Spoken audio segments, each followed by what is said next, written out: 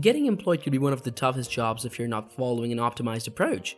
This could get in the way of your employment prospects and make the already hard task even harder.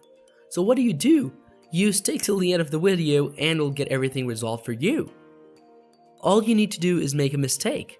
One innocent mistake is enough for the recruiter to throw your resume into the nearest trash bin. Stick with us, hit the like button and subscribe to this channel to make sure yours isn't the resume they threw off into the dustbin. So, when was the last time you applied for a job? As trends shift and companies have a look at a more holistic approach of letting the work-life balance by providing employees with the option to work from home, many people have been jumping over ops at a rate higher than the past years have set. First things first, even though the number of opportunities rises, the more important element here is to ensure that you are careful enough. This is one of the first elements that could help you swim to the safer side and get you employed.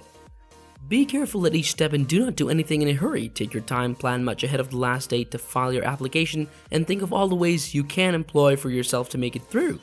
Remember, you need to select and employ the best skills you have to be able to employ yourself for any work.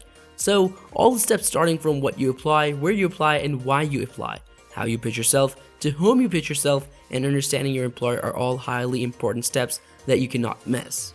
If you make a mistake here, the employer may understand that you are either not fully interested in this role or are too careless for their company and trust us. That is, not the image you want to build up through your letters. Now, we mentioned the word resume earlier at some time. Why is it necessary? Your resume is you traveling around in a very compact form, just keep this in mind. So whatever you write expresses you very loudly, louder than you physically being present there because, unlike human beings, paper can be plainly read. You need to show your employer what you have and what you could bring on board. This document helps you make a very good impression in a matter of seconds, but it could work on the other way around as well if you do not have a well-thought plan while you draft a resume for yourself. Add only the information that you feel is very important. Irrelevant information like your high school graduation date and your hobbies may not really be important because these kind of questions can always be asked to break the ice during the interview. So the first thing you need to ensure is that you never have a lot of information in your resume. Now that you're through your resume, the next important piece of document that discloses your intention to apply for the said position in any company is your cover letter. Keep in mind that the objective here is to find out that you have applied for the position, not your reason for why you need this job. These things should remain private as the interviewers prefer not to bring in your personal reasons during the job. What you can include in the cover letter is the reason why you think you are fit for the job and what must help the interviewer declare that you are the right candidate for them. On top priority, always remember that you must match your cover letter with your resume because that is the first document they see after your cover letter. This means that if the two documents speak of two different poles altogether, the interviewer may get confused or assume one among them is an absolute lie. Once they match well, the interviewer will naturally identify your talent and will be able to make things smoother for you in the future rounds. So what did we learn with this point? Always have only relevant information in your cover letter. She's just not the right for me.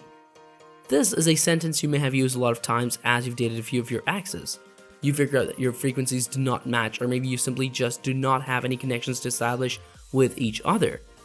When it comes to hunting for a job, the frequencies are your qualifications. If these don't match, it will just not work out for your employer. You need to ensure that you apply for a job that matches your qualifications. We do not say that things need to be perfect. A bit of ups and downs are exactly part of a business, and it is totally fine to look at it, but applying for something totally out of the scope of your capabilities or qualifications is a lot like thinking about proposing to someone who doesn't even exist in real life. So, always apply for jobs that match your qualifications. You may have made it all across the paperwork, and this may be the step where you don't make it through. It is pretty common for many candidates not to make it through the interview, and it explains why. The interview is the first contact you have with your employer in real life.